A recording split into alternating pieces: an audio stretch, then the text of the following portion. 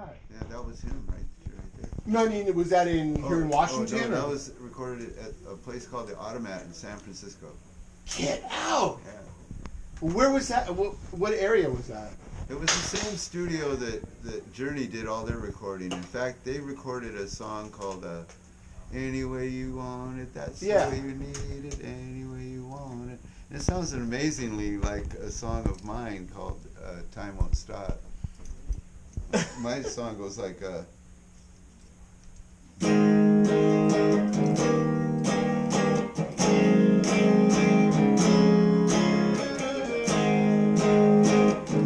sound like it? Kind of.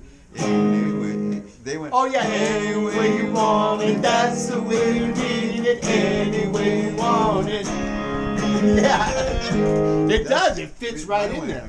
Mine went. Time won't stop. Time won't stop.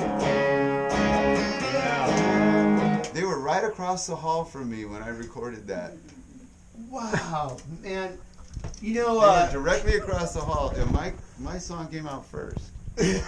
Well, good. Now you have claiming rights to it. Yeah, yeah. That was my hit $1 million single. I always wanted to talk to Neal Schon about that, but he won't talk. You owe me some money, dude. He's on Twitter. Yeah. Right?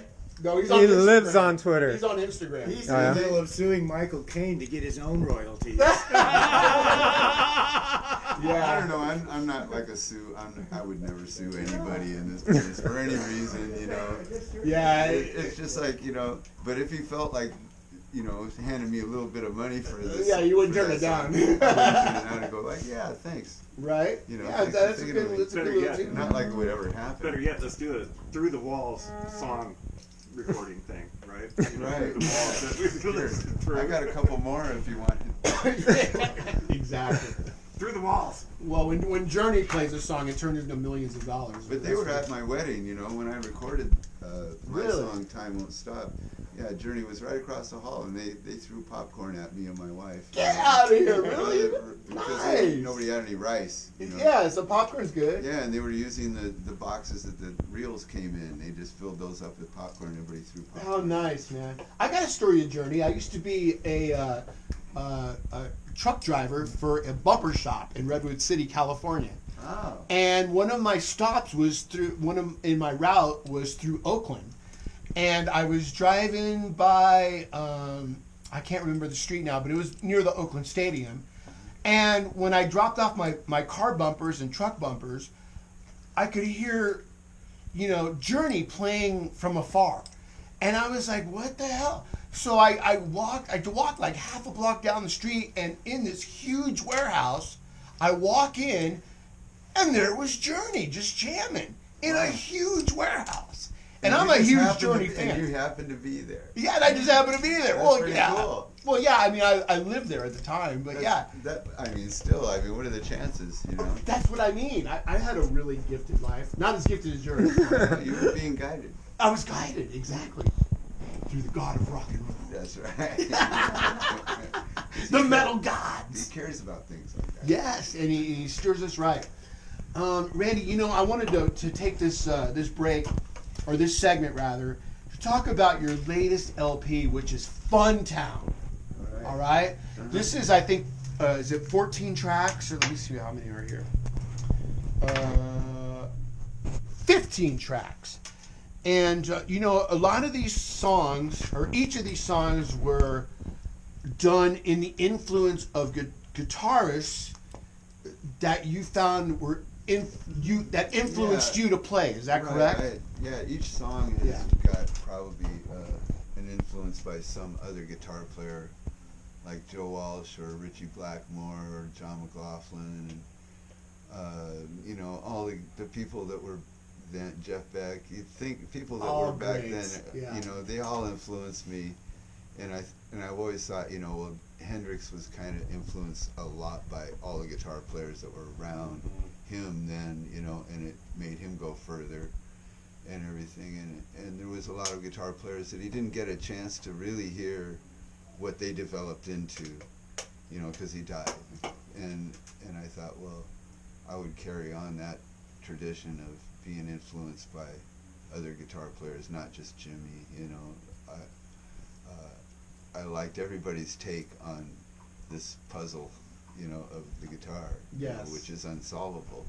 So everybody has their own slant on it, and then things that I do my own way too, things that I've taught myself, I guess, and everything. Because I have my own thing too, which is influenced by a lot of people and everything, and they're kind of melted all together into one thing. And I never know exactly what I'm being influenced by when I write my own stuff, but a lot of times I do, though.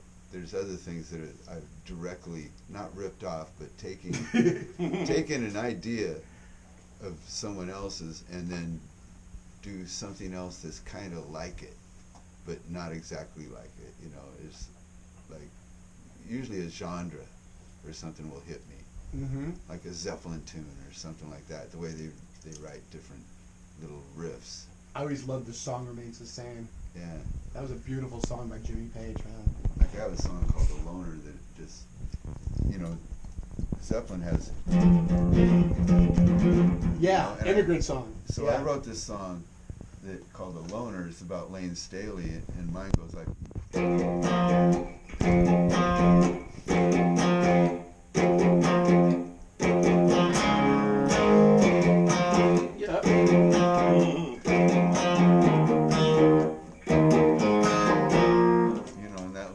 That I chose, for this thing, and it's kind of influenced, but you would never guess that that's what I was trying for. It's just in the same key. It's a totally different feel, but I used a 3/4 feel over a 4/4 feel together, so they would weave in and out like this. Yeah. So many combinations. Yeah, and then write about how Lane was this loner. That's why it's called The Loner. When I met him, I noticed that he kind of hung by himself, and he didn't really hang with the band that much. Did you know Lane Staley at all? Or? I knew the whole band because they used to call me up and ask me to mix sound for them. Yeah. And so I would go. They said at the time I was kind of popular in Seattle, and they said if we told people you were coming, there might be more people at our show. And I said, okay. So I was flattered, that they would say something. That is pretty cool. But they were just kids then. And then I got back in town once, and I went to visit them to buy some weed from them. Yeah. And they said, hey, we got a new album. We got a new album out and everything. We got signed. And I go, oh, really? You got signed? Great. And you go, you want to hear our album? And they pulled out this reel-to-reel and played me their first album. And my jaw dropped. I was like, you guys, man, I don't know, you found something. They had a great sound. That first album is killer. Now, every album since, too. Every album they the put first out, 2 albums were incredible. Smoking hot. Nicole, you were a huge Alice in Chains fan. Well, yeah, everyone in my generation in Seattle, the grunge scene, that was like the big deal. I mean, around my friends, it's bigger than Nirvana, to be honest, Like, Alice in Chains was more popular than Nirvana in my Seattle. friends, People showed up to my sure. shows in Europe because they put Seattle on the poster. Yeah. Because I am from Seattle, but Yeah. it was right during the grunge thing. All these grunge people like, oh, I want to go see this, And, Because we had a cool and so scene, it really, man. all my shows filled up because of the grunge movement in Seattle. Nice, man. Although you didn't have the grunge sound, but you were I had there. the original grunge sound, which was Jimi Hendrix. Yeah, exactly. Right, because every guitar player in a grunge band owns pretty much everything. All those guys are just great Hendrix guys. But they mix their leads down in that music. Yeah, it's You can they didn't pronounce the leads in grunge. It wasn't like the centerpiece of the music. Right. And that kind of disappointed me, but those guys were all great Hendrix-influenced guitar players. It's one thing I notice about rock in general is like I met so many people in the business and everything. I don't like to name a bunch of names, but I noticed that every one of them had this homage to Jimi Hendrix that like they just felt like this guy is like the Pope or something. Even I loved him too when I was growing up. I mean, I had that poster you were talking about earlier where he was in Monterey lighting his guitar on fire. I mean, I used to watch that at the midnight matinee in Belmont, California. We used to pay like $2 and we'd get high and then we'd go check him out and we would be like, who are these people? These are so cool, you know. And He's like the king of the hippies. yeah, right. So, geez, what else was I going to ask you, Randy? I think we should go ahead and give everyone a taste of what Funtown is all about. Is there anything you want to say about the recording of the album, who produced it, and all Well, that? I did all of it my own self. You know, I didn't. There's only one track on there where my son plays drums on it. It's called "The Pain." Oh, Everything else, I played all the instruments and recorded everything because I'm a selfish bastard. yeah. All right. So track 13 was "The Pain" with your son, Yeah. and you played all the guitars and drums on everything else. Yes.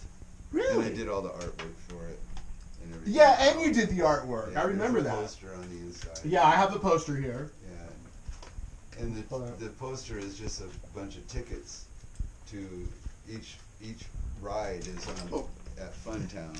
Each song is a There we go. There's the tickets. Nice. Yeah. Yeah, so I just put the list of songs on the tickets and then drew a picture for each ticket, like if you went to Funtown and you had to pull off a ticket to go on that ride, you know. Like the Willy Wonka factory. Yeah.